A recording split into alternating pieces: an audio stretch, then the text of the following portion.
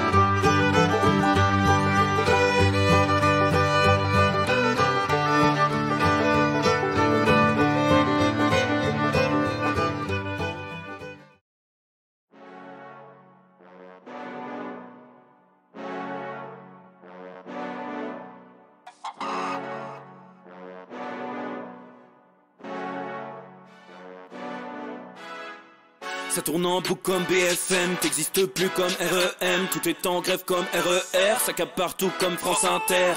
Faut pas croire tout ce qu'on dit à la télévision. Merci YouTube pour la liberté d'expression. C'est la vérité absolue, de l'info et de l'actu. Si t'as un doute sur le contenu, check les sources ou le nombre de vues. C'est la vérité absolue, de l'info et de l'actu. Si t'as un doute sur le contenu, check les sources ou le nombre de vues. Calme-toi Dimitri, la force tranquille, ça tape dans le mille. De midi à minuit, t'es comme les mensonges comme des quilles. Depuis qu'il y a des séances publiques, je veux plus au cirque mais à l'hémicycle. Scandale politique et médiatique, pour rien rater il faut que tu cliques. Mec c'est Rémi, le meilleur du pire en ligne de mire. Aucun parti pris, que des avis bien réfléchis. J'ai encore bourré comme un Polac, donc je pensais voir Laurent Ournac. Je crois que je suis toujours à côté de la plaque, mais en politique c'est qui est le crack. Ouais je sais qui est le crack. Juste au milieu. Je crois que c'est qui est le crack.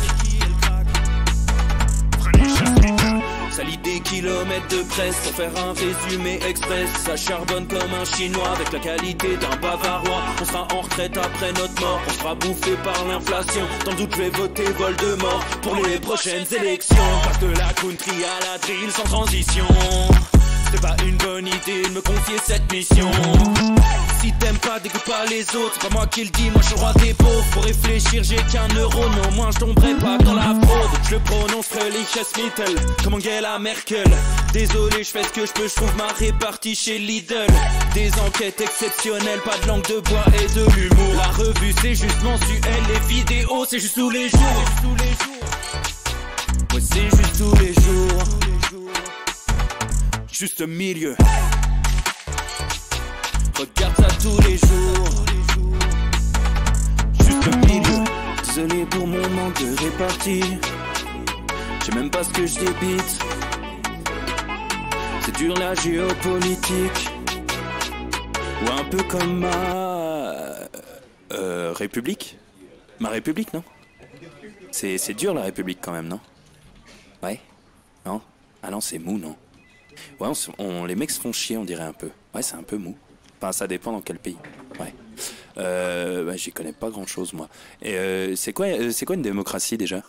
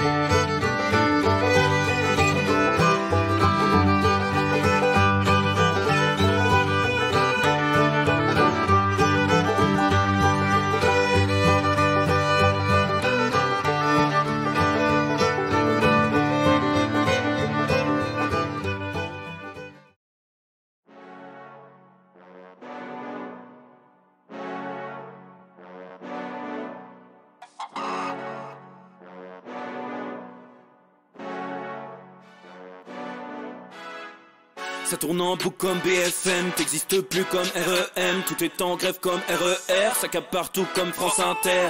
Faut pas croire tout ce qu'on dit à la télévision. Merci YouTube pour la liberté d'expression.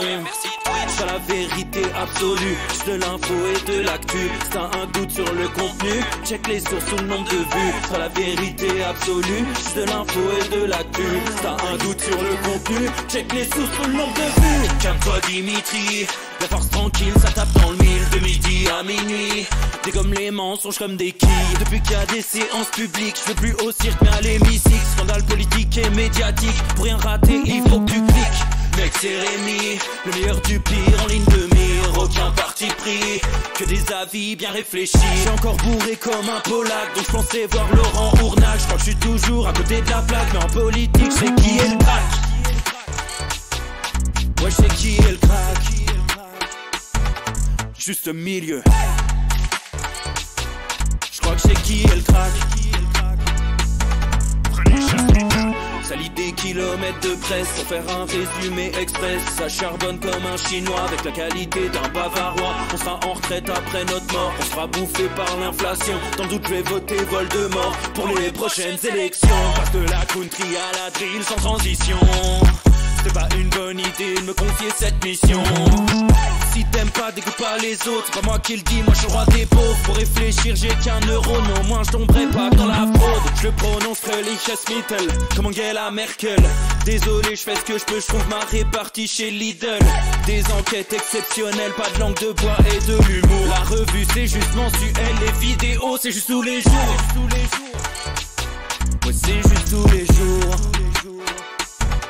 Juste milieu. Regarde ça tous les jours. Juste milieu. Désolé pour mon manque de répartie, je sais même pas ce que je débite. C'est dur la géopolitique, ou un peu comme ma République. Ma République, non? C'est dur la République quand même, non? Ouais? Non? Ah non, c'est mou, non?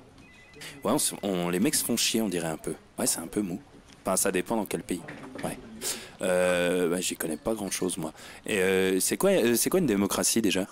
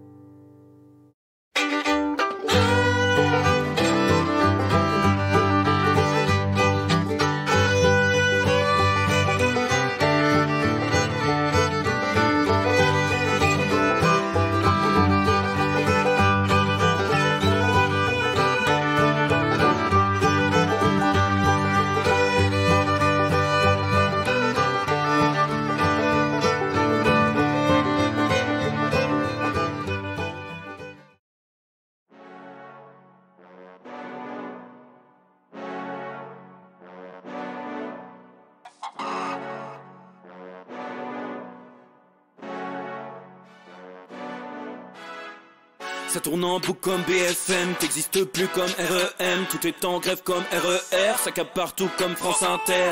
Faut pas croire tout ce qu'on dit à la télévision. Merci YouTube pour la liberté d'expression.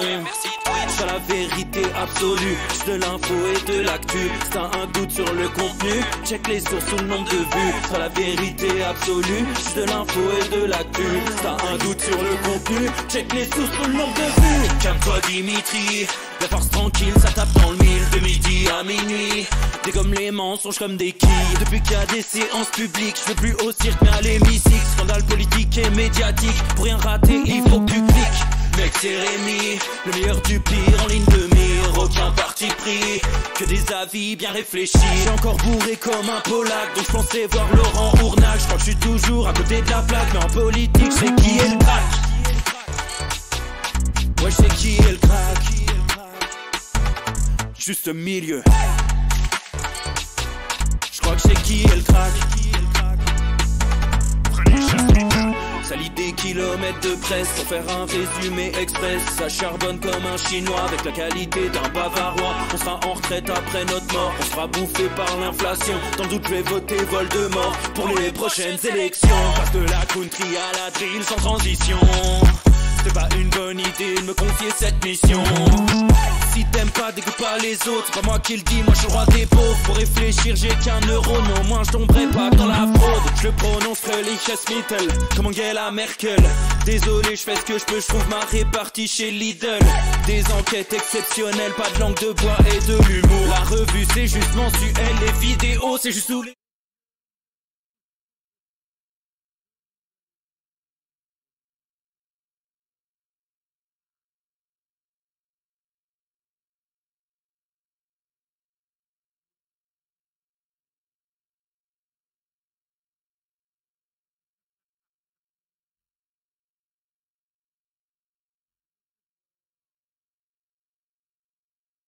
Voilà. Allô. C'est vrai. Allez, hein. C'est moi qui ai touché. Ah ouais, le bouton là. Mais ouais. Ah bon bah bonjour à tous. Ah j'ai pas fait exprès. Hein. Oh là là là là. Oh là là. C'est du direct live. C'est du direct live effectivement. Il y a un bouton. Voilà, j'ai appuyé, ça mute. Ça mute. D'ailleurs, la matmute qu'on embrasse également. Voilà, c'est important. Ah, c'est terrible. Franchement, j'ai pas fait exprès. J'étais bien lancé, j'étais impeccable et tout. Putain. La tuile. Donc, on recommence à zéro. Bonjour à tous, messieurs, dames. J'espère que ça va, que vous allez bien. Avec cette entrée en fanfare. Voilà, pour ce nouvel épisode du Juste Bistrot, le 190e du nom. Ça c'est chouette, ça fait plaisir.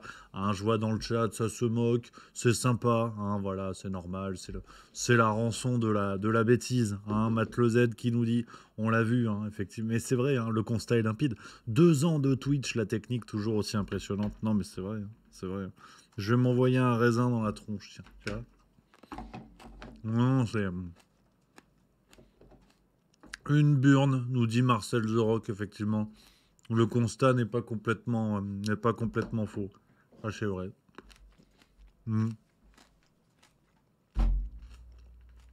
En même temps, quelle idée de foutre un bouton. Moi, je l'attrape par là. Bon, il y a un bouton, si tu veux que je te dise. Hein, les boutons partout, on dirait un adolescent, c'est chiant. Donc... Voilà, les amis, on se retrouve avec joie. On est jeudi, ça c'est chouette. Demain c'est vendredi soir, demain c'est la fiestoche. Et samedi, surtout samedi les amis, samedi c'est rugby. Et oui, samedi c'est rugby avec France-Écosse, deuxième test match de la Coupe du Monde de rugby. Je peux vous dire, on est déjà prêt. Avec mon pote Pierrot, on est déjà prêt. On risque de s'en mettre une belle, comme on dit dans le milieu. Voilà, ce sera 21h samedi pour soutenir nos bleus. La Coupe du Monde qui se rapproche à grands pas. Voilà, ça fait plaisir. C'est les vacances pour Babcom 5 demain. Voilà, magnifique. Repose-toi bien, mon camarade, ça va être chouette comme tout. Si on continue un petit peu dans le rugby, parce que c'est vrai que la Coupe du Monde arrive, on va en parler, hein, je vous le dis tout de suite. Avant d'aller vers les sujets du jour, il y a pas mal de choses, hein. On va finir l'interview de Klaus Schwab. On a commencé hier, ça vous a bien plu, semble-t-il, donc on va parler de ça. On va parler du Niger, un petit peu, avec une info qui est un petit peu passée sous les radars, mais que je voulais évoquer avec vous, qui était dans les journaux ce matin. Et le Parisien, hein, le Parisien qui nous parle du Covid. Ah là là. Est-ce qu'on est reparti pour cette enculerie sanitaire? Je ne sais pas, mais en tout cas, ils ont l'air très très chauds. Donc on va parler de tout ça aujourd'hui. Voilà pour les sujets qui nous attendent. Donc une émission où ça risque d'être grognon, ça risque de grogner au vu de ce qui nous attend. D'où l'intérêt de commencer gentiment avec le rugby. Et ce premier, voilà, c'est le deuxième test match qui va y avoir. Le premier était samedi dernier, Écosse-France, c'était à Murrayfield. On s'est incliné, mais avec une équipe B, voire une équipe C, notamment Bielbarré, Gaëton et Boudéan qui fêtaient leur toute première sélection. Je trouve des jeunes qui ont fait un très beau match. Et effectivement, la France qui menait, c'était monstrueux. Il y avait 21-3, quelque chose comme ça à la mi-temps. Bon, finalement, on a paumé. 25-21 ou un truc comme ça. Mais c'est très bien. Je trouve que c'est plein d'enseignements avec plein de joueurs qui ne sont pas du tout dans les titulaires et qui ont pu montrer un peu ce qu'ils avaient dans le slip en jouant le couteau entre les dents. Donc c'était tout à fait chouette. Là, par contre, si j'étais écossais, je mettrais un slip sous mon kilt. Parce que samedi, l'équipe titulaire, enfin l'équipe qui jouera, l'équipe titulaire, c'est ce que je viens de dire, il y a tout l'équipe premium, comme on dit. C'est le top. C'est le top. Tout le monde sera là. La charnière du point de Tamac, première ligne, Aldeguerri, Baye Marchand. Ça va être monstrueux. Ça va être monstrueux, sauf, alors à l'exception près de Paul Boudéan, qui serait le seul à ne pas être dans l'équipe titulaire habituelle, celle qui était du Six Nations. Je dois vous avouer que j'ai pas encore lu l'équipe d'aujourd'hui. Donc, est-ce qu'il y a du rugby? Bougez pas, je navigue. Est-ce qu'il nous parle du rugby? Il nous parle peut-être de Virimi Vakatawa qui va reprendre le rugby, ça c'est intéressant. Il va jouer avec les Barbarians en tout cas. On n'a pas la compo c'était hier. Mais en tout cas, voilà un petit peu ce qu'on devrait retrouver samedi. Donc l'Écosse, je pense, va prendre une branlée assez terrible dans la mesure où c'était quand même pas costaud face à une équipe B, voire une équipe C de la France. À mon avis, l'Écosse va prendre une branlée terrible. Mais voilà, nous on sera en rodage, donc ça c'est important. Ce sera le troisième match, le troisième test match de l'Écosse. Donc voilà, une équipe très sérieuse. Et puis là, voilà, après il restera un test match contre les Fidji la semaine prochaine. Bougez pas, j'ai mis dans mon agenda du travail parce qu'il y a des priorités dans la vie. Samedi prochain, c'est contre les Fidji à 21h. Et dans 2 semaines, ce sera dimanche 27 contre l'Australie à 17h45. Autant vous dire que je serai au rendez-vous. Voilà les amis, pour cette page rugby. Et puis en attendant, voilà, début septembre, on va se régaler avec cette Coupe du Monde. Allez les Bleus, cocorico, tous derrière le 15 de France. Voilà. Alors, je vois dans les idées, il y en a qui disent « Ouais, Rémi, tu devrais faire une émission juste sport. » On va pas se mentir, j'avais tenté le truc à un moment donné. Je vais vous montrer parce que c'est drôle, ça n'avait aucune gueule. Ouais, c'était le bistrot sport. Comment j'avais appelé ça? J'avais essayé, mais j'avais eu des retours en mode bon, laisse tomber, c'est pas le truc. Voilà, c'était le bistrot sport. Et 4 regarde à quoi ça ressemblait. Ça ressemblait à rien. On était le 4 février 2021. J'avais tourné ça dans ma cuisine à la baraque. Regarde. Le score, moi je vous dis, on va aller sur un 29-12. Allez, un petit 29-12. Voilà, j'annonce l'histoire, n'hésitez pas, vos pronos. Est-ce que vous pensez que la France est favorite? Ça, c'est la question. On répond dans le chat ou en commentaire si vous regardez en replay. Donc voilà, on va boire un coup. À la vôtre, les copains, ce bistrot, juste au milieu. Voilà, c'était pas le Brésil, mais je suis content de voir le biscuit corse qui y était. On était quelques-uns. Tu vois. Bon, la vidéo, elle est à 22 863 vues. Donc, c'est pas... Non, mais tu vois, j'avais essayé, c'est comme ça. Mais c'est vrai que pourquoi pas une fois dans la semaine, moi j'aime bien. Donc, ça peut se faire sur Twitch, par exemple. Pourquoi pas? Moi, j'adore parler de sport, mais c'est vous, quand je le fais, vous me chiez dessus. Vous me chiez à la gueule. Quand j'avais fait le Tour de France, apparemment, ça vous avait pas plu. C'était pas la folie. Mais pourquoi pas? Si vous voulez, on peut le faire une fois par semaine sur Twitch, ça peut être sympa. Je sais pas, le jeudi sport ou le vendredi sport. Souvent, le vendredi, c'est le jour où il faut que je parle de trucs légers. Donc, ça peut être le vendredi sport. le vendredi biceps. Pourquoi pas? Ça se tente, hein, ça se tente. À partir de maintenant, le vendredi biceps, on parle de sport, c'est possible. À voir, à voir, à voir. Si ça vous dit, pourquoi pas? On fera un sondage, je vous poserai la question. Tiens. Et Zad39 qui nous dit, tu as vu le parcours du 15 de France des U20 en Coupe du Monde? Absolument, hein. Les U20 champions du monde pour la 3e fois consécutive. C'est énorme, hein, c'est vraiment énormissime. Hein.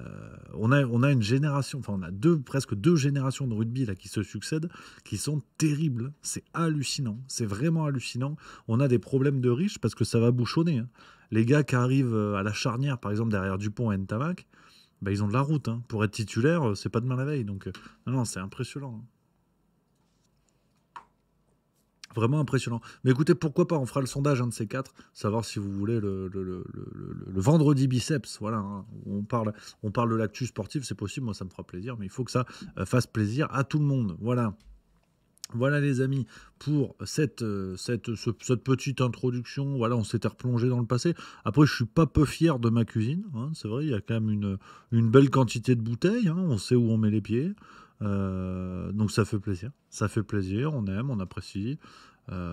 C'est l'audace, c'est le plaisir, beaucoup. C'est la cuisine, voilà. Hein. Voilà un petit peu les amis sur ce truc-là. Donc, pour aller, sinon... Dans l'actualité, gentiment, pas mal de choses aujourd'hui, hein, pas mal de sujets. On va continuer hein, sur ce qu'on se disait hier sur Cloche Fab. On va peut-être d'ailleurs commencer avec ça. Non, on va commencer avec les autres sujets. Ouais, je viens changer d'avis tout de suite. Oui, et c'est vrai, pour continuer à finir dans le sport, il y a Spin 63 et la Licorne 300, bien sûr, qui nous rappellent les filles, hein, la Coupe du Monde de football féminin qui joue, ce sera samedi à 9h contre l'Australie. Donc allez les filles, évidemment, hein, pour ce quart de finale de Coupe du Monde, alors que l'Australie avait battu hein, la France dans leur dernière rencontre 1-0, c'était un match amical, donc voilà, bien sûr, on mise à ramener la coupe à la maison, bien évidemment. Ça fait plaisir. Maintenant, je vais être honnête, je peux pas me dédire, parce que je vous l'avais dit la dernière fois, je peux pas blairer le foot féminin.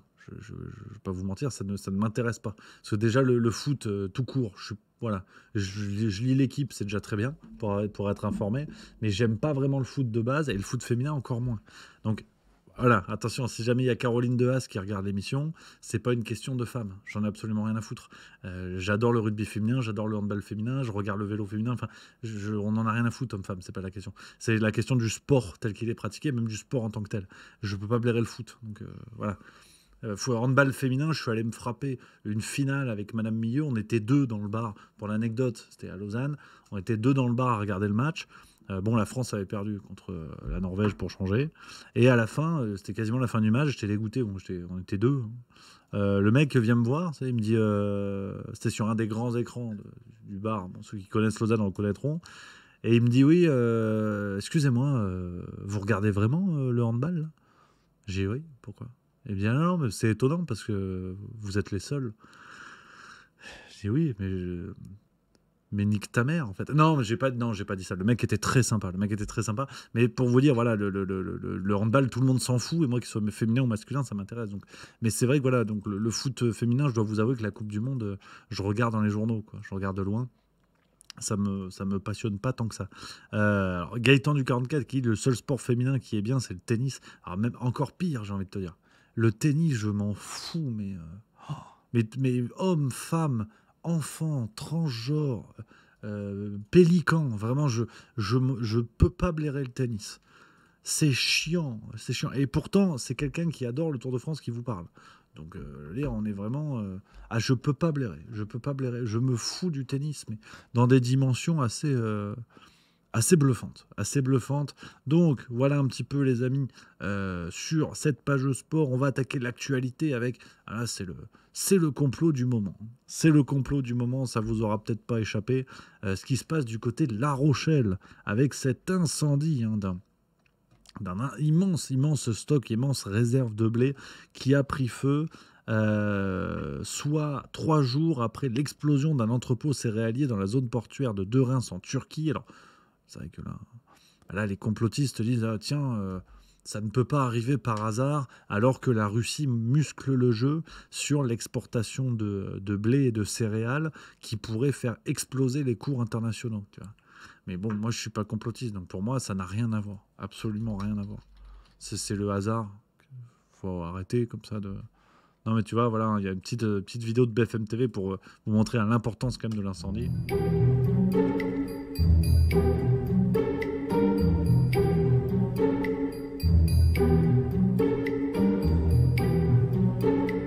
Voilà. Tu vois, c'est balèze, hein. C'est quand même un gros site. Alors bon, voilà, hein, plusieurs milliers de tonnes de blé qui sont dans le coin, risque de propagation et d'explosion selon France Bleu. Donc, affaire à suivre, je ne sais pas où on en est, hein, je ne sais pas quelles sont les infos les plus fraîches. Mais voilà, moi je dis à tous ceux qui voient un lien dans tout ça, qui disent ouais, Turquie, France, un complot. Non, c'est le réchauffement climatique. J'ai pas plus de preuves. Mais quand tu sais pas, tu dis réchauffement climatique. C'est le plus simple. C'est le plus simple, ouais. Si, tu sais, si. Tu vois, si l'équipe de France féminine perd contre l'Australie samedi matin, c'est le réchauffement climatique. Tu ne t'emmerdes pas. C'est beaucoup plus, voilà. Personne ne viendra te dire, t'es complotiste. Et non. C'est Joker. Tu vois, tu mets pas un +4 sur un +4. Et voilà. C'est déjà un Joker en soi, en fait. Le réchauffement climatique. Donc tu peux pas attaquer la justification réchauffement climatique avec complotisme. Non mais voilà, petite technique, si jamais vous vous retrouvez en débat, hein, voilà. Attention, on ne met pas un +4 sur un +4, on utilise une cartouche, c'est une par une, tu vois, une par une. Hein, voilà, c'est comme dans le spectacle de Fabrice Eboué que je me suis mangé récemment, il est formidable. Il t'explique que, c'est de la vanne, mais elle est géniale, c'est à mourir de rire. Si vous ne l'avez pas vu, regardez-le, il est génial ce spectacle. Il te dit, si jamais un jour dans le métro, un homme enceint, parce que maintenant ça existe, un homme enceint vient te demander de laisser ta place dans les transports en commun, tu réponds que tu es une vieille dame. Voilà, c'est très important. Toujours le joker, là c'est +2. C'est pas +4, c'est +2, tu peux mettre sur un +2. C'est très important. Donc là, voilà, contre le complotisme, bien sûr, réchauffement climatique. Voilà, toujours. Donc voilà, soutien en tout cas à nos amis pompiers, hein, les pomplards qui doivent être sur le coup pour éteindre l'incendie. On les soutient et on espère voilà, que ça va pas faire trop de dégâts pour les habitations autour de tout ça. Donc voilà les amis pour cette première actualité. On va y aller sur une deuxième actualité que je voulais évoquer avec vous sur cette situation au Niger. Donc vous vous en doutez, on en parle beaucoup bien évidemment depuis le putsch qui a fait tomber le pouvoir en place du côté du Niger, ce qui a entraîné bien sûr des tensions internationales avec la France et son bras armé de la CEDEAO qui a menacé les putschistes, qui ont menacé les putschistes d'intervention militaire si l'ordre n'était pas rétabli.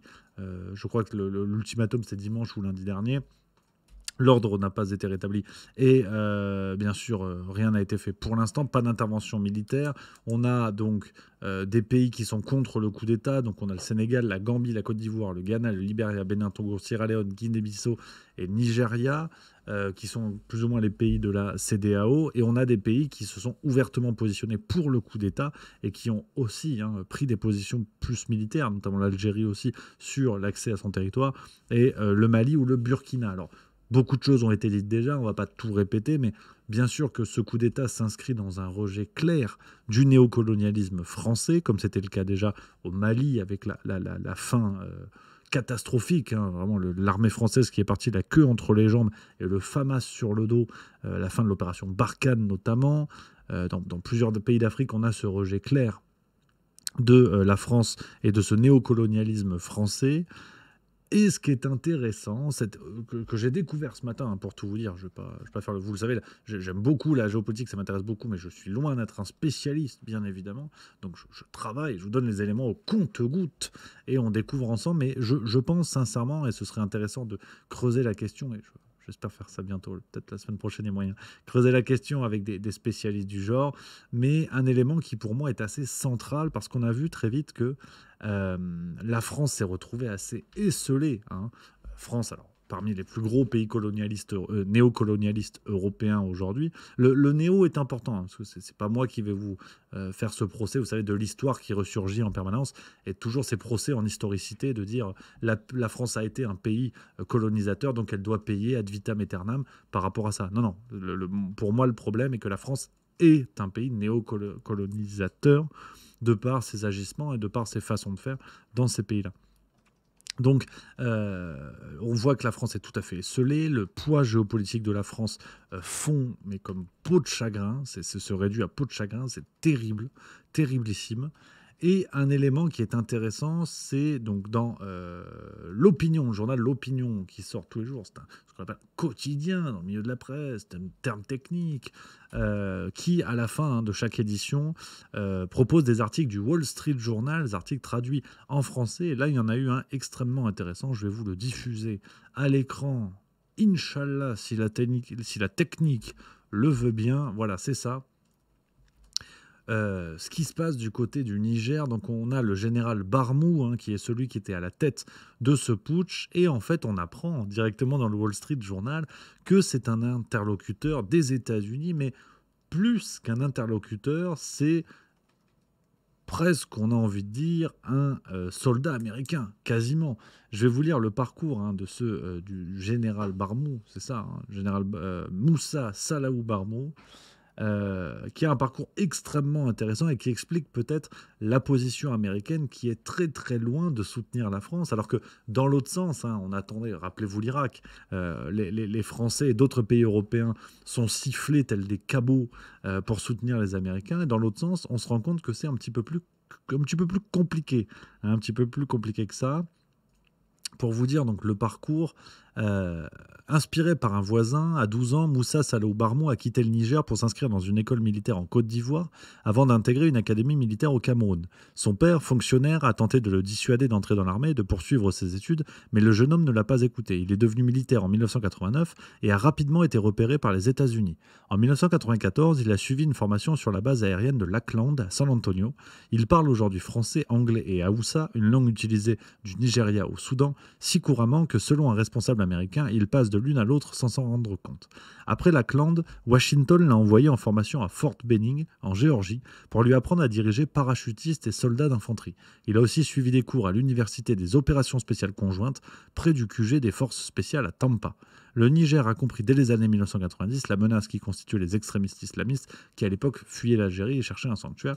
Donc, on continue, hein, sur son parcours. En 2004, il a été nommé commandant de la toute première unité de forces spéciales nigériennes formée par les Américains. Il a quitté son poste 3 ans plus tard, s'est installé à Washington et a obtenu un master en sécurité stratégique de l'Université de la Défense nationale. Pendant ce temps, en Afrique de l'Ouest, des militants affiliés à Al-Qaïda puis à l'État islamique ont commencé à gagner du terrain, alliant conquête brutale et exploitation judicieuse des rancœurs qui existaient par exemple entre éleveurs et agriculteurs. Certains ont choisi d'asseoir leur position en se mariant. Donc, vous voyez le parcours, hein, de ce général putschiste, hein, que la France présente comme un ennemi absolu. Bah, on a quand même quelqu'un qui semble avoir l'approbation américaine, ce qui est déjà intéressant. Ensuite, ce qu'on observe, c'est que on voit des Américains qui sont beaucoup plus timides sur cette affaire. Là où la France condamne un putsch terrible de la liberté et tout ça, des Américains qui sont beaucoup plus timides. On a Victoria Nuland, hein, qui s'est déplacée au Niger, qui voulait rencontrer le président qui s'est fait descendre du trône. Et bon, elle n'a pas rencontré. Il a dit non. Il a dit laisse tomber. Par contre, elle a rencontré ce général Barmou sans aucun problème. Donc on a vraiment un lien ouvert, un lien clair entre les États-Unis et le Niger, en tout cas entre les États-Unis et le général putschiste. Et ce qu'on observe, c'est que finalement, pour les Américains, que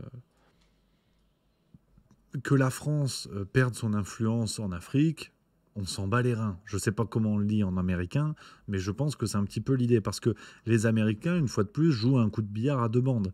On a d'un côté la menace islamiste qui est claire, mais ça depuis presque enfin, aujourd'hui la menace islamiste de l'État islamique, mais auparavant c'était les talibans, et les Américains n'avaient pas hésité à s'allier dans les années 70 et 80 avec les talibans pour éviter l'arrivée soviétique, hein, on connaît cette bonne vieille histoire. Aujourd'hui, les Américains ne le voient pas d'un même œil et ils veulent lutter contre cette menace islamiste en Afrique. Donc, le fait d'être allié avec certains pays et les aider à lutter est le premier pan du problème. Le deuxième pan, c'est l'influence russe à travers la milice Wagner, mais bon, l'influence russe, point. On voit bien que les Américains jouent aussi ce coup de billard-là en renforçant leur présence. De là à dire que ce coup d'État a été encouragé par les Américains, je n'en sais absolument rien, donc je ne le dirai pas. Mais il est intéressant quand même de rajouter, je trouve, cette pièce au dossier, parce qu'on voit que la France agite ses petits bras, mais tout le monde s'en fout.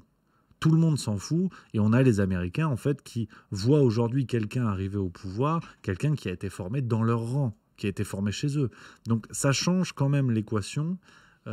Et on comprend peut-être mieux pourquoi la France s'agite. Et c'est assez tristouné, soyons clairs, mais on voit la France qui s'agite. C'est un nain qui essaie de faire peur, quoi. Qui essaie de faire peur à des géants.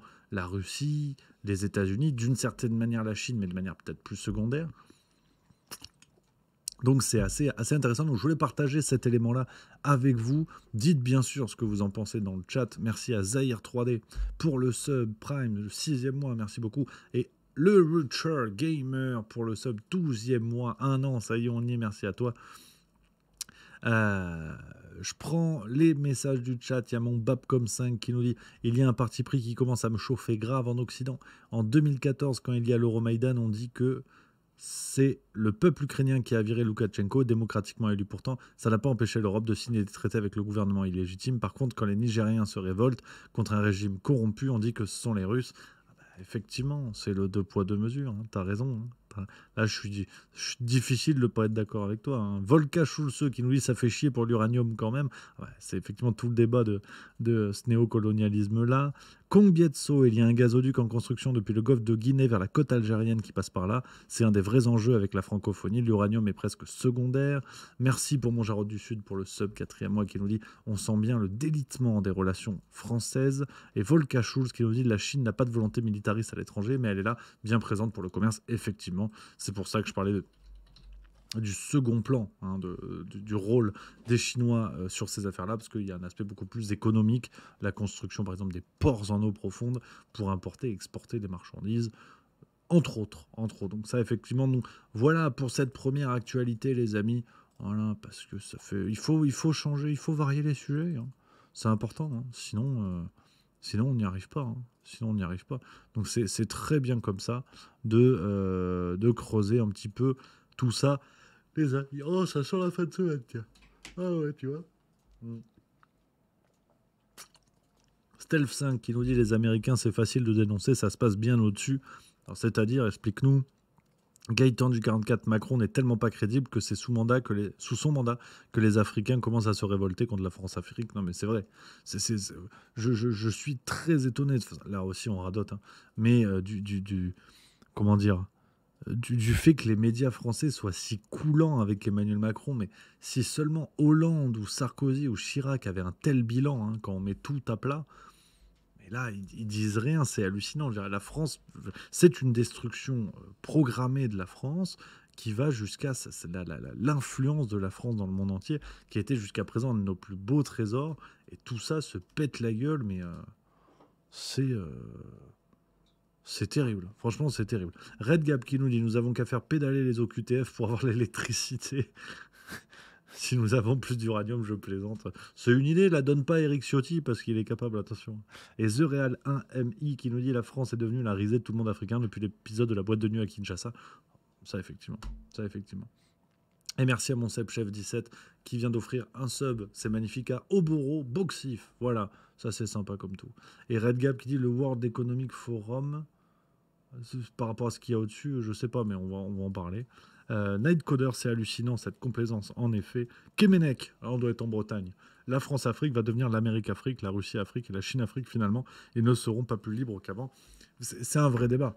C'est que. Oh putain, ouais. On comprend aussi que plusieurs pays ont certaines tendresses avec la Russie. Pas nécessairement par rapport à la couleur des uniformes des membres de la milice Wagner, mais par rapport au marché des armements.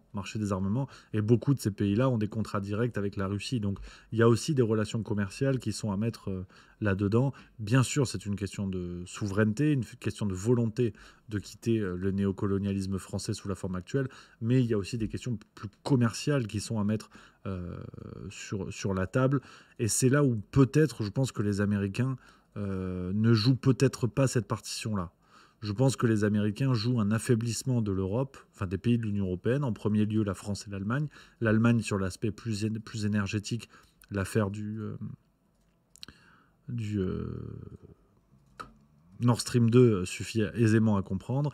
Et je pense que concernant la France, les Américains jouent l'affaiblissement de la France sur sa présence internationale, et notamment sur les matières premières, sur l'uranium, sur ces marchés-là. Donc en affaiblissant l'Allemagne d'un côté, la France de l'autre, c'est l'Union européenne qui devient vraiment un squelette dans un costume trop grand. Je pense sincèrement que les États-Unis jouent plus cette carte-là que la carte de s'installer pour imposer leur propre néocolonialisme, dans la mesure où dans la mesure où les pays de l'Union européenne sont déjà les colons des Américains. Il faut aussi l'accepter. Hein. On en a déjà parlé plusieurs fois, mais c'était le projet de l'AMGOT américain au lendemain de la Seconde Guerre mondiale que de faire des pays européens, notamment l'Italie et la France en première ligne, des colonies américaines. Donc, il y a cette volonté de supériorité de l'homme européen, de regarder l'histoire en pensant qu'il a toujours dominé, qu'il a toujours été le colon, avec perte et fracas, soyons clairs, mais qu'il a toujours été au-dessus du lot, on va dire. Aujourd'hui, c'est l'inverse. L'homme européen devient petit à petit le colonisé face à un colon qui ne dit pas son nom et qui s'appelle l'oncle Sam. Donc je pense qu'il faut aussi regarder accepter ces paradigmes-là qui sont en train de changer.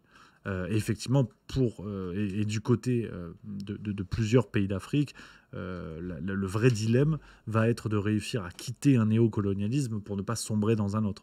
Mais je pense que l'histoire déjà ne va pas dans ce sens-là. Mais ça, affaire à suivre, on n'est pas non plus devin. Je prends des messages dans le chat, vous dites plein de choses intéressantes, les amis. Stealth5 qui nous dit « Ce n'est pas les États-Unis qui dirigent le monde, mais plutôt quelques entreprises. Les dirigeants ne sont là que pour cacher cette vermine. » Je trouve ça peut-être un petit peu simpliste comme vision. Frex qui dit les US visent à affaiblir l'UE. Redgab, l'Allemagne va nous enculer, la France est à éradiquer. J'ai l'impression que tu vas droit au but. Voilà, au moins c'est formulé. On comprend l'image, on l'a immédiatement. Voilà, chez toi il y a un côté Fabien Ottoniente, comme dans Taxi 3, tu vois. Ça marche. Du carton pour l'hiver qui dit j'apprécie votre travail, mais cette plateforme bride l'expression des auditeurs, fort dommage. Par rapport à quoi, cher ami? Dis-moi au chat. C'est vrai que je peux pas lire tous les messages et tout, mais n'hésite pas à me dire ce que t'en penses. Volcachous, la première colonie américaine, c'est l'Allemagne. Suffit de regarder son histoire, l'origine de son ancienne monnaie, tout ça, quoi. Effectivement, Macron a du mal à nigérer, ça c'est drôle. Celle-là, elle est bonne. Mad Bob 30, elle est pas mal, bien joué. Marcel The Rock, l'ennemi haï des Allemands sont les Français. Le petit moustachu avait comme seul objectif détruire la France. Après, il a élargi son influence. Je suis pas certain là-dessus. Ce serait un autre débat, mais je ne suis pas certain que la visée du Troisième Reich était seulement l'affaiblissement de la France. Je suis pas sûr. The Real 1 ami qui dit à quand un interview de Bernard Lugan pour parler de géopolitique africaine. Effectivement, en ce moment, c'est le personnage. Il était chez l'ami Idriss Aberkan hier. Ils ont fait un immense score d'ailleurs sur cette émission et c'est vrai que Bernard Lugan fait partie des personnes que j'aimerais recevoir très bientôt, voilà, sur la chaîne, c'est important. On a quoi d'autre dans les messages?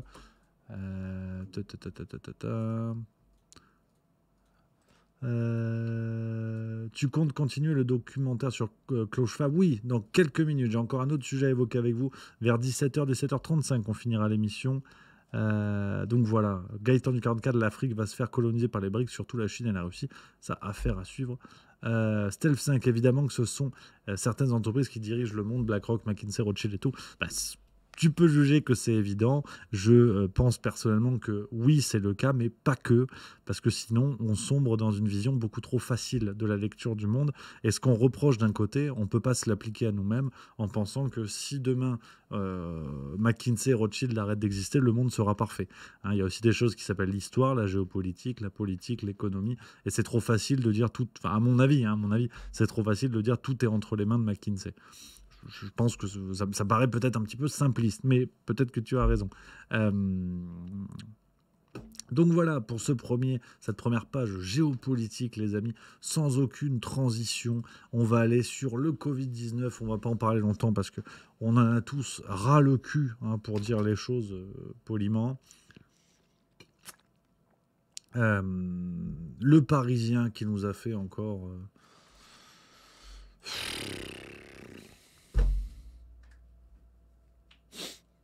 J'ai vu ça ce matin, j'étais énervé. Ah, j'étais énervé. Honnêtement, ça m'a mis grognon. Ça m'a mis grognon, hein, sur cet article Covid-19, l'invité surprise de l'été. Hein. Les contaminations repartent à la hausse comme les passages aux urgences boostés par un nouveau variant baptisé Eris. Tu as vu, ça fait peur. Alors, on va être clair tout de suite. Plus personne n'y croit parce que c'est vrai que quasiment depuis le début, c'était d'abord une question de croyance. Hein. C'est pas pour rien qu'en fait qu'on a changé presque tous les semestres, ont changé les statistiques, ont changé les données qui étaient étudiées pour avoir des courbes toujours plus en hausse, toujours plus rouges, toujours plus effrayantes. Aujourd'hui, je crois que les gens ont gentiment compris, point, que ça suffit quand même un petit peu, les cagoleries. Non pas que la maladie n'a jamais existé, qu'elle n'existe plus, mais que quand le ministre de la Santé, enfin l'ex-ministre de la Santé François Braun dit « il faut tourner la page, c'est l'équivalent d'une grippe », bon, bah, le Parisien, ils sont sympas, mais qu'ils aillent se faire cuire le cul, en fait. Parce que moi, j'écoute le ministre de la Santé. Et il nous a dit « c'est bon, il faut tourner la page ». Donc le Parisien, il nous casse les couilles. Mais on a quand même quelque chose qui est hautement symbolique, et je voulais vous en parler parce que c'est vraiment du foutage de gueule, c'est vraiment du foutage de tronche, mais sincèrement. C'est-à-dire qu'ils ont baladé le peuple pendant 3 ans, en France et ailleurs. Ils ont baladé le peuple et ils continuent en pensant que les gens sont suffisamment abrutis pour ne pas comprendre leur petit manège. Il y a un paragraphe que je veux vous lire qui est incroyable de bêtises, qui est sidérant de bêtises, où le journaliste qui écrit ça, hein, donc le papier est signé, le papier n'est pas signé, hein, donc voilà, non, pas signé, bon, tu m'étonnes. La personne qui écrit ça, le ou la journaliste, je sais pas, qui écrit ça, je ne peux pas croire une seule seconde qu'elle n'a pas fait exprès. Mais je veux dire, tenter de duper ses lecteurs de cette manière-là, de manière aussi lamentable et aussi basse intellectuellement, ça confine à la Palme d'Or. Hein. Je vous lis un paragraphe. Ce mercredi, le dernier bulletin de Santé publique France pointe également une nouvelle hausse des passages aux urgences pour suspicion de Covid chez les moins de 2 ans, plus 56%, et les adultes, plus 34% par exemple chez les 75 ans et plus. Ce sont les Pays de la Loire qui enregistrent la plus forte augmentation, avec plus 210%, suivi de la Normandie, avec 71%.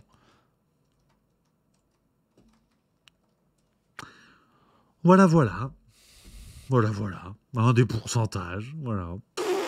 Mais vraiment, prendre les gens pour des abrutis après l'apartheid sanitaire qu'on a vécu, c'est sincèrement de la cagolerie sans nom. Et ça, pour le coup, c'est de la manipulation claire. Un pourcentage n'a aucun sens sans données brutes, mais aucun. Pendant 2 ans et demi, pendant 3 ans, on l'a constaté. Ça ne veut rien dire. Ça ne veut absolument rien dire. J'ai 2 livres ici. Là, j'ai un livre. J'en rajoute un. Plus 100%. Voilà. Et si je mets plus 100%, ça ne veut rien dire. Si au départ, j'ai 1 million de livres ou un seul, plus 100%, c'est pas la même taille de bibliothèque qu'il faut envisager derrière. Et ben, ils continuent. Et après, ces gens-là font les gros titres en disant les gens nous pissent à l'arrêt. Ben oui, mon pauvre ami. Ben bien sûr, mon pauvre ami. Ça ne veut absolument rien dire. Patapouf 4460 le dit, de 2, ils sont passés à 4. Mais c'est possible. C'est peut-être possible. Plus de 110%, ça veut rien dire. Si vous avez 10 malades, vous passez à 21. C'est quoi 210, c'est ça? Non, bref, t'as compris, tu fais plus de 110%, ça fait 31 dans ce cas-là. C'est bidon dans ce cas-là, c'est tout bidon. Donc ça me rend zinzin de voir ce niveau de manipulation. Et en temps de Covid, ça marchait parce que les gens avaient peur de base. Mais là, c'est vraiment prendre les lecteurs pour des abrutis. Et honnêtement, au risque d'être un petit peu dur, si des gens, après tout ce qu'on a vécu, après tous les feux et les contre-feux, si des lecteurs du Parisien, ce matin, avec leur café, se sont dit « Oh, les statistiques du journal m'ont fait peur, la pandémie reprend », au risque d'être dur, et vous savez que c'est pas le genre de la maison, mais ces gens-là sont des abrutis. Et au bout d'un moment, on peut plus rien faire pour eux. Mais ça suffit. L'ancien ministre de la Santé lui-même a dit qu'il fallait tourner la page. L'OMS elle-même dit que le Covid-19 n'est plus une maladie en situation d'urgence. Donc ça va, quoi. Ça va. Et ils continuent. Et ils continuent parce qu'en plus, ils sont allés nous interviewer. Mircea Sophonéa. Mais bien sûr, si vous voulez, il est dans le Hall of Fame des escrocs du Covid, qu'on a vu dans tous les médias. Cette fameuse liste que Marc-Olivier Fogiel évoquait au tout début de la pandémie, dans je ne sais plus quel journal régional, il évoquait la liste des médecins qui allaient dans les médias. Et Mircea Sophonéa qui nous explique comment expliquer cette hausse dont on n'a jamais les chiffres dans le journal. Et il nous dit déjà le déclin immunitaire. En clair, l'efficacité du vaccin qui s'étiole avec le temps et donc protège moins bien. D'accord. Parce que moi je croyais que le vaccin il ne protégeait que contre les formes graves à l'hôpital. Ah d'accord. Parce qu'en fait dans le journal on n'a pas les chiffres des hospitalisations. On ne sait pas. On sait pas. Et apparemment, si le vaccin, maintenant, il reprotège contre l'efficacité. Enfin bref, on va pas redire tout ça. C'est de l'enculerie intellectuelle. Et le pire, c'est que je vous ai pas encore tout dit. Parce que j'ai découvert quelque chose ce matin. Si. Alors là, par contre, regarde, tu vois, ça va être simple comme bonjour.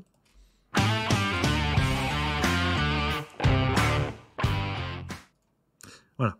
Là, par contre, je vous préviens, on est dans la science-fiction. On est dans la science-fiction. Au moins, je pense sincèrement que les 2 stagiaires qui ont écrit ça aux Parisiens se foutent ouvertement de la gueule du monde. Et se sont dit, de toute façon, quand t'as le renflement brun dilaté, on peut te rentrer ce qu'on veut. C'est la nature. Je vous montre. Je vais tout vous lire. Je vais vous lire au moins la première partie. Ils sont devenus chasseurs de variants. La scène se déroule fin juillet, lors d'un colloque scientifique à Ferrara, en Italie.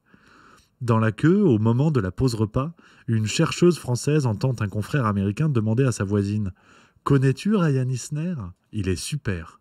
Rien ne prédestinait ce professeur d'école rurale dans l'Indiana, aux États-Unis, à voir son nom mentionné dans une conférence réunissant la crème de la biologie moléculaire. Ryan Isner appartient à cette petite communauté d'autodidactes, ne comptant plus les heures passées à fouiner dans les séquences du SARS-CoV-2, sorte de squelette du virus. Le but ? Identifier de nouveaux assemblages de mutations, donc de nouveaux variants susceptibles de se propager. Parmi les derniers en date, Omicron, EG.5.1, est dans leur radar depuis plusieurs semaines, bien avant qu'il ne soit officiellement apparu en France. En parallèle, des centaines de scientifiques qui agissent parfois dans l'ombre, ils sont des héros méconnus de la pandémie, en étant devenus des experts mondiaux dans le suivi des variants du SARS-CoV-2, s'enthousiasme Ryan Gregory, chercheur basé au Canada. Une très grande partie du travail est réalisée par des passionnés, dont beaucoup n'ont pas nécessairement un diplôme universitaire ou de santé publique, décrit Tom Peacock, virologue à l'Imperial College de Londres.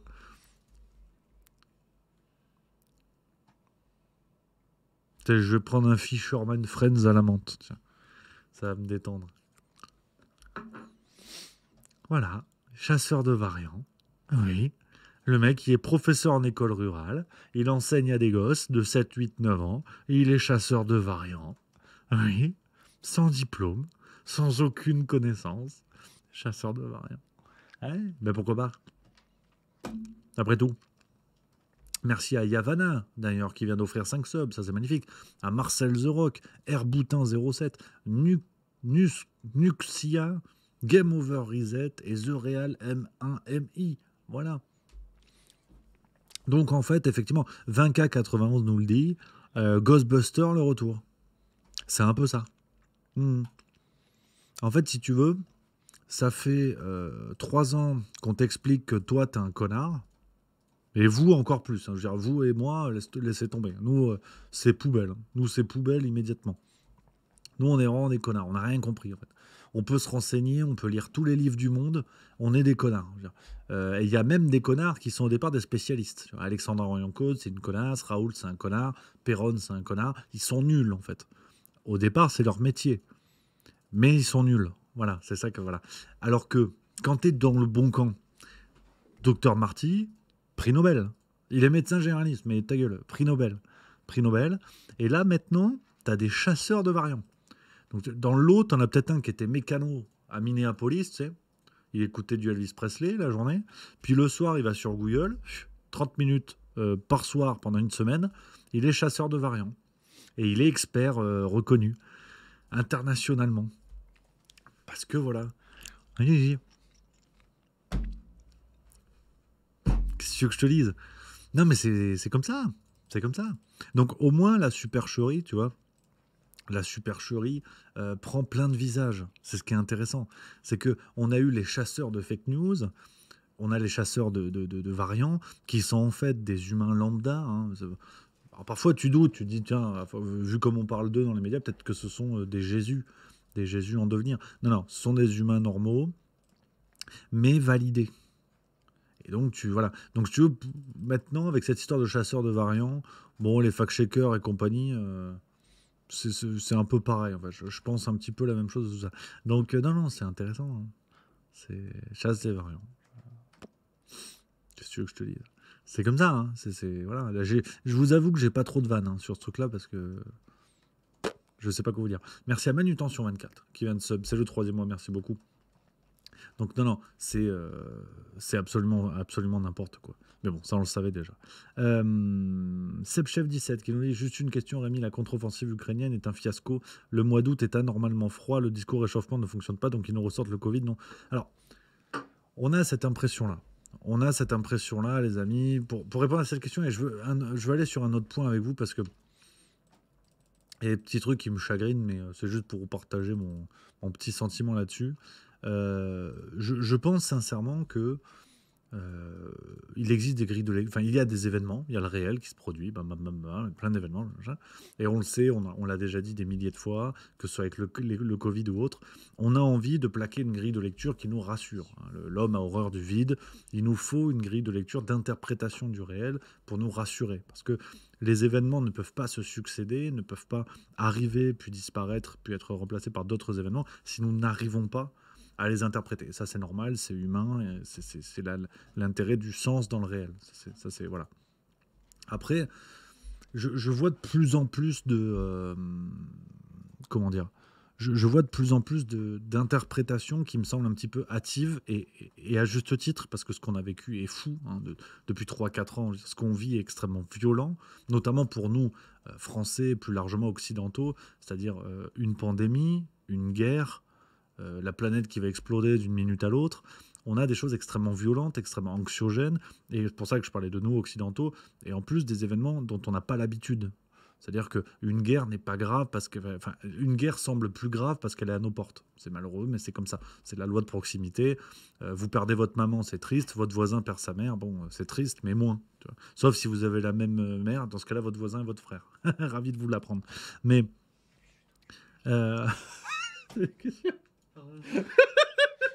Je pensais que c'était sur ma vanne. Je l'ai enculé. Je suis en train de m'énerver tout seul. Je pensais que c'était sur ma blague. Je me dis, elle était si nulle. Non, pardon, je sais pas ça. T'inquiète. Mais donc du coup, on a ce rapport-là au réel qu'on essaie d'expliquer.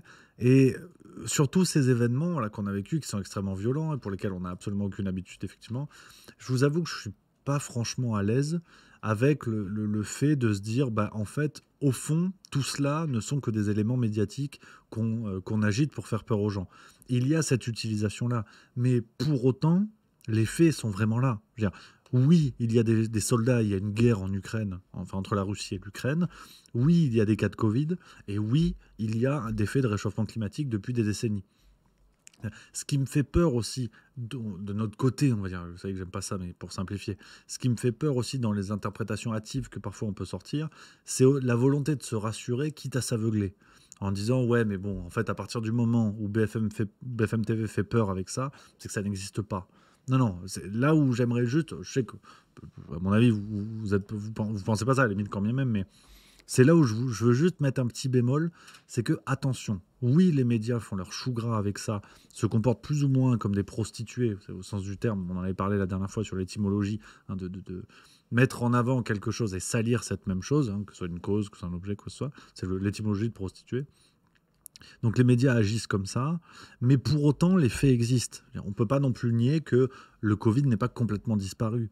Je ne suis pas en train de vous dire que pour autant, c'est gravissime, ou pour autant, j'exagère moi-même. Enfin, c'est juste que notre grille de lecture ne doit pas non plus être un aveuglement supplémentaire. Parce que sinon, on adopte la façon de penser, la façon de voir le monde de l'autre camp. Là encore. C'est-à-dire des gens qui s'aveuglent volontairement. On n'est pas là-dedans. C'est pour ça que, voilà, ce que font les médias en utilisant, enfin, en brandissant ces événements-là pour faire peur, avec en plus des narratifs qui se succèdent et tout ça, on parle bien de narratifs. Mais quand on narre quelque chose, ça s'appuie sur des faits qui ont réellement existé. Quand je vous raconte un accident de bagnole, si on est 10 à avoir vu le même accident, on aura 10 versions différentes.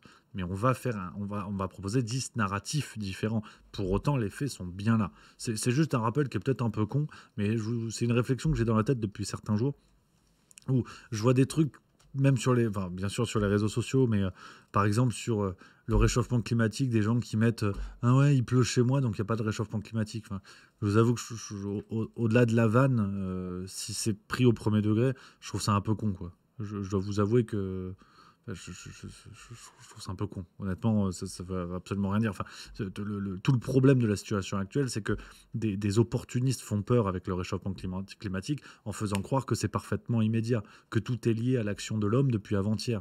Donc, critiquer ces positions-là en expliquant qu'aujourd'hui il pleut chez moi, en fait, c'est exactement la même chose. C'est exactement le même raisonnement, mais juste proposé dans l'autre sens. Mais c'est tout aussi con, en fait.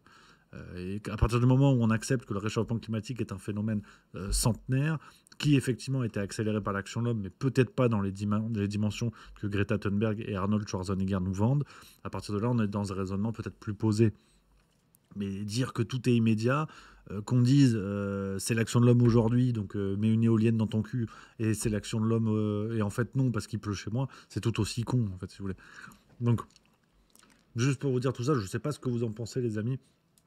Mais c'est un truc qui m'énerve un petit peu, parce que je vois de plus en plus ça sur les réseaux sociaux. Je trouve ça un petit peu con, et j'ai pas l'impression qu'on fasse avancer le schmilblick avec ce genre de raisonnement. Voilà. On a quoi? Je regarde un petit peu les messages. Ouspio qui dit ah oui, attention tout de même de ne pas confondre météo pourri pendant 1 ou 2 semaines dans certaines régions et le climat général qui se réchauffe, c'est un fait. On est d'accord. On est dans l'ère des narratifs pour Blueby 3. La plupart des gens ne disent pas que ça n'existait pas, mais que ce n'est pas non plus aussi important qu'ils le disent pour 77 600. Je stream demain. Les médias français ne font qu'une chose, de la propagande. C'est bien triste pour l'information.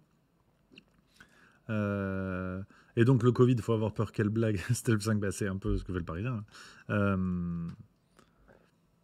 La Poulpe, déjà j'adore le pseudonyme, qui dit merci pour tout ce boulot, distance, boulot et classe discrète, un populo dandy 2.0, merci beaucoup.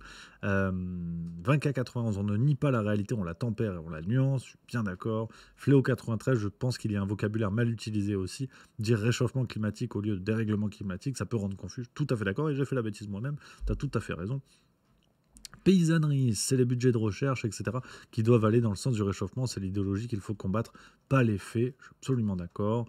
On a quoi d'autre? Merci pour la Poulpe qui vient d'offrir 2 subs à Midnight 4 et Hello 0700. Merci beaucoup.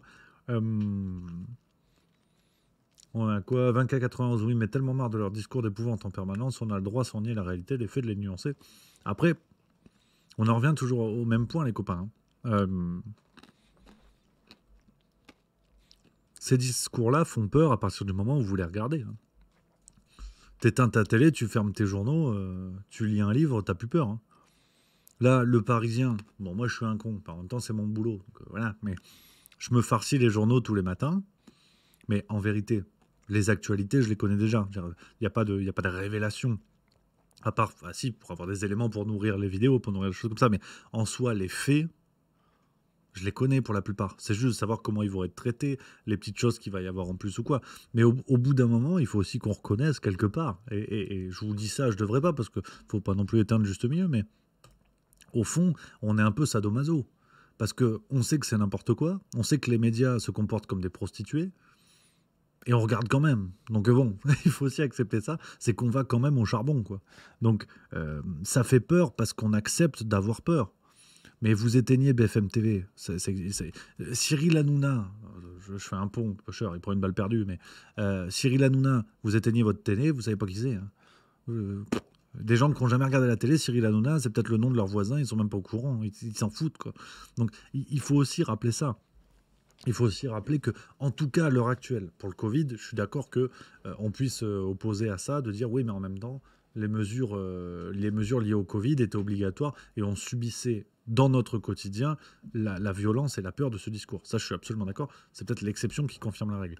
Mais par contre, sur le réchauffement climatique, si vous en avez marre des discours, enfin réchauffement ou effectivement des règlements climatiques, si vous en avez marre de la peur ambiante, bah, éteignez la télé et fermez les journaux et lisez des livres.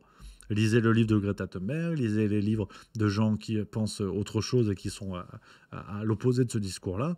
Et puis voilà, vous allez arrêter d'avoir peur, vous allez avoir des éléments pour débattre et vous allez peut-être même vous nourrir des réflexions, nourrir des neurones. Donc c'est aussi ça qu'il faut se dire. Hein. Tu vois, typiquement, moi je sors d'un bouquin, je l'ai fini ce matin dans l'autocar, c'est très chouette. Alexandre Devecchio, Recomposition, le nouveau monde populiste, des réflexions sur l'évolution du populisme en Europe. Très chouette, hein, celui qui est, il est rédacteur en chef adjoint au Figaro, vous connaissez peut-être. Il est très chouette, donc pareil, je vais proposer l'invitation. Je vais faire de plus en plus comme ça, hein, de personnalités pour parler vraiment des idées. Voilà un petit peu les amis. Donc c'est ça, foutez-vous dans les bouquins, vous allez voir. Hein. Vous n'avez pas peur, vous avez moins peur. On est globalement moins con et en plus on gagne au Trivial Poursuite. Madame Milleux, j'y mets des branlées au Trivial Poursuite. Crois-moi bien. Attention, elle me provoque et tout. On en a acheté un pendant les vacances. Je vous raconte ma vie, on s'en sort. Mais ouais, elle fait moins la maline. Ouais.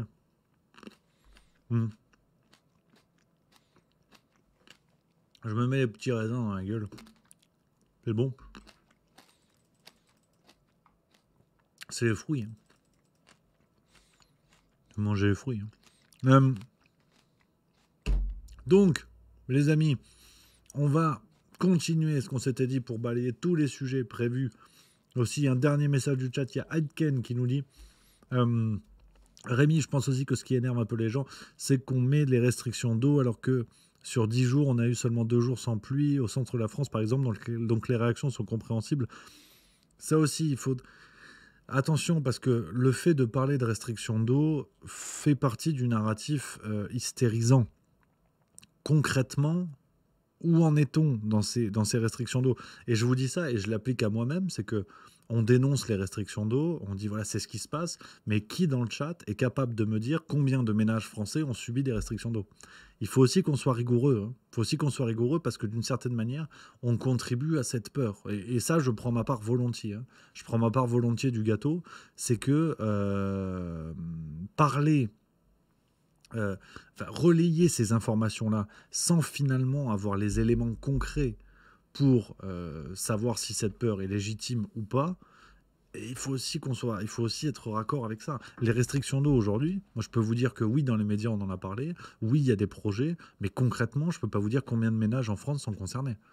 Si tu en as 200 dans toute la France, bah, c'est pas grand chose quoi. Donc il faut aussi, voilà, tu vois, je vois Ishigo Bankai qui nous dit il y a des restrictions dans le sud-ouest, je crois, ouais, mais tu vois, c'est dire le flou dans lequel on est, et moi le premier, hein, comme je vous disais. Donc au fond, on contribue aussi à cette peur. Et puis, des restrictions d'eau dans le sud, j'habitais à côté de Nîmes pendant longtemps chez mes parents, tout ça, on en avait aussi, hein. Des arrêtés préfectoraux pour pas arroser le jardin, pour pas remplir les piscines, au pic de canicule qui se produisait quasiment tous les ans, on en avait aussi, hein. Donc, on en avait déjà, pardon. Donc, c'est là où je pense qu'il faut aussi être prudent par rapport à ça et ne pas contribuer inutilement à la peur. Quand c'est légitime, et ça l'est malheureusement trop souvent, mais je pense qu'il faut être prudent là-dessus, quoi. Donc les amis, on va continuer avec... Là, par contre, ça fait peur, parce que sa gueule fait peur. On va continuer, partie 2, hein, suite et fin, de l'interview de Klaus Schwab. Voilà, on va faire du React, vous savez, on avait commencé hier interview de Klaus Schwab. Je donne le contexte à ceux qui n'étaient pas là hier. On regarde un interview de Klaus Schwab à la télévision suisse. C'était en date du 14 janvier 2018. Et l'idée, c'est, voilà, on a peur du grand méchant loup. Mais finalement, que dit concrètement Klaus Schwab pour se confronter vraiment à ce discours et justement ne pas tomber dans la peur sans élément, la peur sans fondement, enfin sans fondement à part celui dans lequel, voilà, bon bref, t'as compris. Mais hier, on en était à un point très intéressant. Klaus Schwab parlait, on va juste le remettre un petit peu pour se remettre dans le jus, parlait d'Emmanuel Macron comme d'un guide dans le contexte de Brexit. On se remet à partir de là et on regarde un petit peu quelques commentaires si nécessaire. Il reste environ un quart d'heure. Ça, c'est une possibilité tout à fait réaliste, mais peut-être dans 10 ans, 20 ans. Moi, je prévois, et je suis toujours très optimiste, je prévois que nous sommes au début d'une nouvelle renaissance humaine, facilitée par la 4e révolution industrielle, et on va créer un 4e secteur, parce qu'on va ajouter à l'agriculture, à la production, au secteur de services, un secteur que je pourrais créer la définition, un secteur culturel, créateur, etc. Ça va donner aux gens la possibilité de s'occuper des malades, etc., des vieux. Mais pour cela, il faut rétribuer ces gens, c'est ça. Ouais. Donc ça, c'est une idée. Avant, c'était une idée très à gauche. Aujourd'hui, beaucoup l'acceptent dans tous les milieux, n'est-ce pas? Oui, mais je refuse aussi aujourd'hui cette définition gauche-droite. Parce que ce qui s'est passé, c'est, regardez, le socialisme, le capitalisme, ce sont des idéologies qui sont liées à la première révolution industrielle. Aujourd'hui, je préfère une classification ouverte vers le changement ou fermée, c'est-à-dire traditionnaliste. On se bat contre le changement. C'est aujourd'hui le schisme de la population. Cette 4e révolution industrielle, elle va très loin. Il y a même ce rêve d'immortalité, ou en tout cas d'une vie très prolongée. On dit, voilà, petit à petit, on pourra remplacer chaque organe défaillant, peut-être même un jour remplacer certaines fonctions du cerveau. C'est un rêve inouï. Il commence à y avoir des signes de ça. On ne sait pas. Et ce qui est clair pour moi, c'est aussi, on est dans une 4e révolution pour l'humanité. La première, c'est quand l'homme a découvert qu'il n'est pas au milieu de l'univers. C'était Galiléo. La 2e révolution, c'était Darwin, quand l'homme a découvert qu'il n'est pas qu'à part de la nature, qu'il fait partie de l'évolution. La 3e, c'était Freud, etc. Et l'homme a découvert qu'il est dirigé par sa sous-conscience, par des événements dans son passé.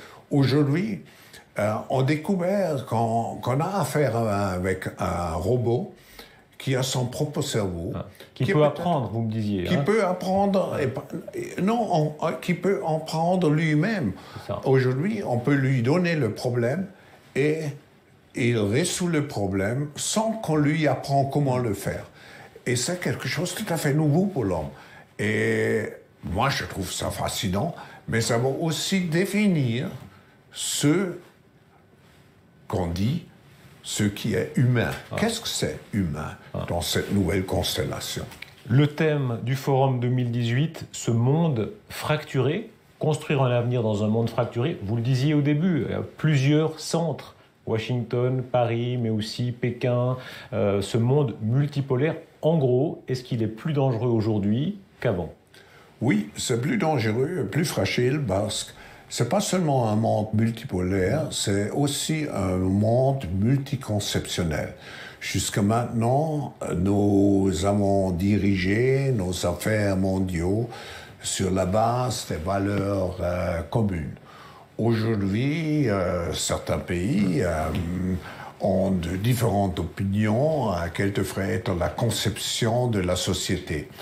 Et cela fait tout le système mondial beaucoup plus fragile. Et avec cette fragilité, vous avez aussi le danger de conflit. On a vu le grand retour du nationalisme, on voit le grand retour du nationalisme, y compris en Europe de l'Est notamment. Beaucoup de peuples qui reviennent avec un nationalisme renforcé, ça vous inquiète ? Oui, c'est l'extrémisme, c'est l'égoïsme, c'est le nationalisme.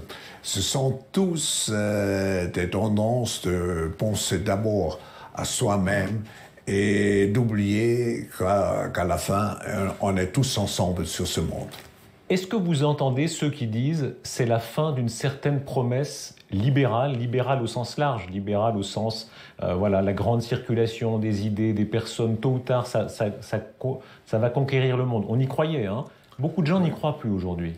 Oui, il y a la tendance qui va dans cette direction, mais c'est à nous de nous battre pour ces valeurs de démocratie, des droits humains. Ce sont surtout des valeurs qui ont leurs origines en Europe. Alors, c'est la raison pour laquelle je me bats pas tellement pour un renouvellement de l'Europe, pour l'unité européenne, pour être capable d'avoir un poids dans le monde. 2010. On a un point ici qui est intéressant quand même. Bon, c'est peut-être un peu joué sur les mots, mais encore que, on le disait déjà hier, il parle très bien français, il se corrige lui-même sur certaines expressions, donc on a quand même une maîtrise du français, c'est pour ça que je fais attention à tous ces mots, et on a quelque chose qui est intéressant si on fait le lien, c'est que si vous regardez quand il évoque la question transhumaniste, d'ailleurs le mot n'est jamais cité ni par le journaliste Darius Rochebain, ni par Klaus Schwab lui-même, on a, sur cette question du transhumanisme, on a Klaus Schwab qui nous dit, là, finalement, la vraie question que ça soulève, c'est qu'il va falloir, si cette révolution transhumaniste arrive, il l'explique, hein, il parle des fameuses les 3 précédentes grandes révolutions, la révolution de Galilée avec la Terre qui n'est pas au centre du système solaire, avec la révolution ensuite darwinienne, donc l'homme qui n'est pas, avec la théorie de l'évolution. La 3e révolution qui serait celle de Freud avec la découverte du surmoi, c'est-à-dire ce continent invisible caché en chaque individu, donc la découverte du subconscient, et le transhumanisme aujourd'hui qui ferait figure de 4e révolution majeure avec en fait un individu toujours plus perdu dans son cosmos, comme disaient les Grecs, dans son univers. C'est-à-dire que l'homme n'est pas au centre du système solaire là où il pensait être, il n'est pas en haut de la pyramide des espèces, où il n'est pas la création de Dieu comme il pensait l'être. Il ne maîtrise même pas complètement son cerveau comme il pensait le maîtriser.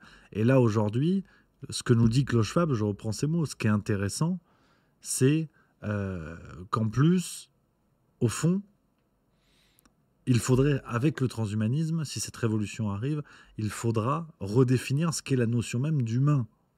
Donc, Là, c'est absolument central et très intéressant à observer ce qu'il dit là, c'est-à-dire que le problème du transhumanisme sera pour lui pas tant, semble-t-il, hein, sur ces propos-là, pas tant la question de l'accès financier à ça, la question des répercussions, la question des évolutions que ça va entraîner sur la société, mais c'est surtout une redéfinition du terme d'humain. Et là, c'est assez central, d'autant que, c'est pour ça que je faisais l'arrêt, parce qu'il vient de le dire à cet instant-là.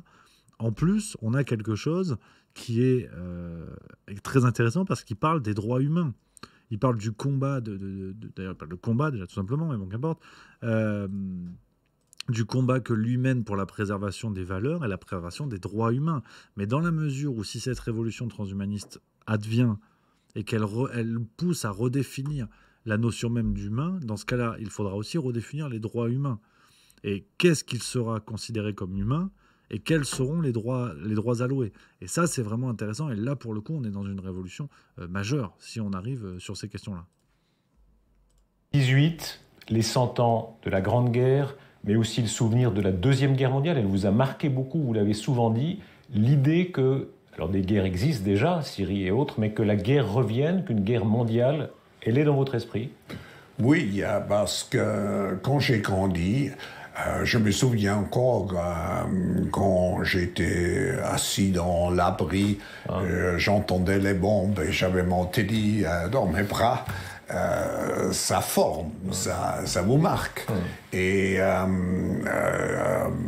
toute ma vie, je me suis battu pour éviter une telle situation. Alors, toutes ces tendances aujourd'hui, une guerre est de nouveau possible, malheureusement. Une nouvelle génération de dirigeants arrive, Emmanuel Macron, Donald Trump, mais aussi beaucoup d'autres. On a vu des gens comme ça qui balayaient en quelques mois l'ancien establishment. Ça, c'est fascinant. Vous observez ça, vous êtes au premier rang. Oui, et ça reflète de nouveau qu'on est dans une transition d'un monde qui est basé sur d'anciennes idéologies dans lesquelles les gens étaient ancrés, et on entre dans un monde où il y a le nouveau et l'ancien. Et ces gens représentent plutôt le nouveau ou la croyance au nouveau. Alors c'est l'espoir qui va avec M. Macron, qu'il est le bon guide de nous amener dans ce monde nouveau. Donald Trump, qui sera adapté. On a encore le mot de guide, je vous l'ai dit, on a encore le mot de guide qui est réutilisé. Emmanuel Macron perçu comme un guide, on l'a déjà dit hier, on va pas radoter, mais quand même. Qu'est-ce qui l'a déterminé à venir d'après vous? Je crois, et il va regarder Davos aussi comme une opportunité d'avoir un contact avec un monde multiculturel, multipolaire, avec des stakeholders différents, pas seulement des gouvernements. C'est une sorte, comment dirais-je, ça donne une très bonne réflexion, Davos, de ce qui se passe vraiment dans le monde. Je crois chaque chef d'État devrait être confronté à un tel miroir. Donald Trump, qui dit « America First », mais qui crée des réformes, baisse des taxes, réformes libérales, est-ce qu'elles peuvent avoir, comme à l'époque de Donald Reagan, une forme de répercussion mondiale? On va voir, parce que le contexte est différent. Il ne faut pas oublier que le monde a encore un problème structurel, c'est-à-dire la dette mondiale est excessive. Et on ne sait pas encore si vous faites, disons, une réforme des impôts qui ajoute à cette lourde, à ce lourd poids de crédit. On ne sait pas encore les conséquences. Quand même, cette espèce de détente qu'on observe aujourd'hui, les banques centrales notamment, qui ont été un peu plus généreuses que dans le passé, ça a été une bonne politique? C'était certainement une bonne politique pour éviter une catastrophe. Mais c'est un petit peu comme quelqu'un qui est dépendant des drogues. On donne à lui une dose, il s'habitue. Et je me demande aujourd'hui si l'économie ne s'est pas habituée trop à cette drogue de crédit, à des intérêts zéro, etc., etc. Le World Economic Forum va célébrer ses 50 ans en 2020.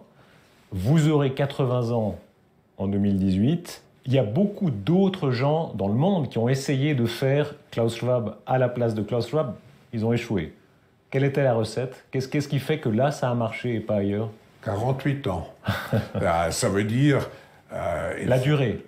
C'est pas la durée elle-même, c'est la confiance qu'on crée. Et il faut dans cette situation toujours garder sa propre personnalité, c'est-à-dire d'être indépendant. Et comme ça, on est reconnu comme vrai partenaire. Vous m'aviez dit le perfectionnisme. C'est une des clés de la réussite. C'est d'ailleurs très suisse comme vision de la construction. Perfectionnisme, c'est une clé? il faut toujours chercher le perfectionnisme. Moi, mes collaborateurs savent que j'ai un principe, c'est-à-dire que je dis toujours, je suis heureux, mais pas satisfait. Alors, ça semble être une contradiction, mais ce ne l'est pas. Je suis toujours très heureux si on achève certains buts et objectifs, mais on peut toujours faire de plus.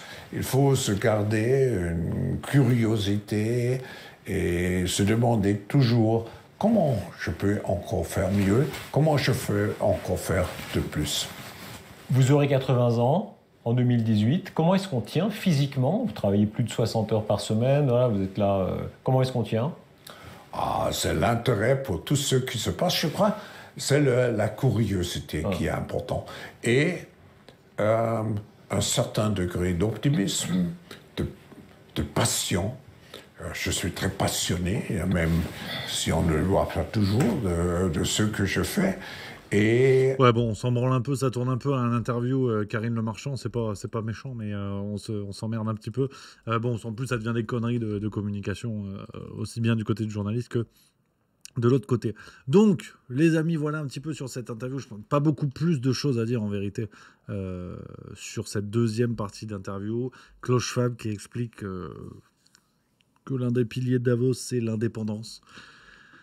Ah, voilà, on va pas commenter plus que ça. Je pense que 18h01, c'est pas mal. Voilà, c'est pas mal. On va pas passer des heures là-dessus, les amis. Donc, cette deuxième partie d'interview, dites ce que vous en pensez dans le chat. Je sais pas, voilà, quel est votre avis là-dessus, votre avis, votre commentaire, votre grogne. Faites entendre votre grogne, peut-être. C'est possible. Grogner, même, peut-être. Vous avez le droit. Vous avez le droit.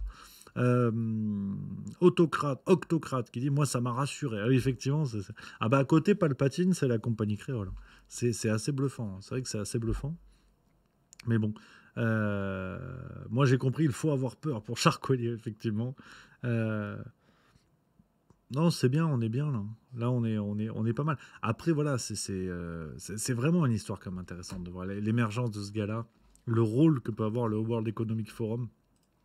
C'est assez passionnant.